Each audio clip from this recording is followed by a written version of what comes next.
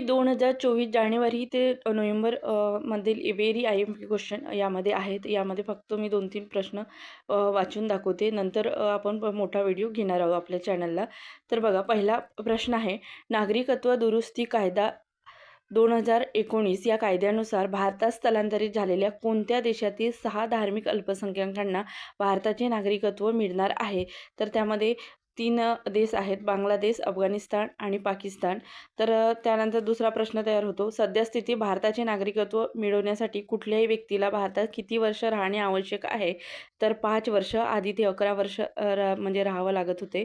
त्यानंतरचा प्रश्न, नागरिकत्व दुरुस्ती कायदा 2019 नुसार बांगलादेश, अफगाणिस्तान, पाकिस्तान या 3 देशातील 6 धार्मिक अल्पसंख्याकांना भारताचे नागरिकत्व मिळणार आहे. तर ते 6 म्हणजे धार्मिक अल्पसंख्याक कोणते आहेत? तर त्यामध्ये हिंदू, जैन, ख्रिश्चन, बौद्ध, पारशी आणि शीख यांचा समावेश होतो. त्यानंतरचा प्रश्न, रिकामी जागा रोजी उत्तराखंडच्या विधानसभेने समान नागरी संहिता विधेयक मंजुरी केली तर 7 फेब्रुवारी 2024ला. त्यानंतरचा प्रश्न, समान नागरी कायदा लागू करणारे रिकामी जागा हे स्वातंत्र्यानंतर पहिले राज्य ठरले आहे. तर उत्तराखंड, आणि त्यासाठी समिती त्या राज्याने नेमली होती. न्यायाधीश रंजना देसाई यांच्या अध्यक्षतेखाली समिती नेमली होती उत्तराखंड राज्याने. समान नागरी कायदा लागू करणारे पहिले राज्य ठरले आहे आपल्या देशातील उत्तराखंड.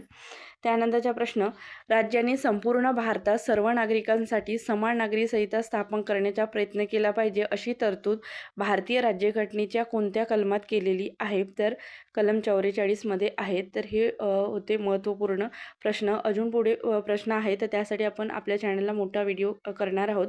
तर तुम्ही चॅनलला सबस्क्राईब करून ठेवा, म्हणजे तुम्हाला तो व्हिडिओ बघता येणार आहे. 200+ प्रश्न झाले, त्यानंतर मी तो मोठा व्हिडिओ करणार आहे. त्यामुळे हा व्हिडिओ म्हणजे इथंच थांबवते. धन्यवाद.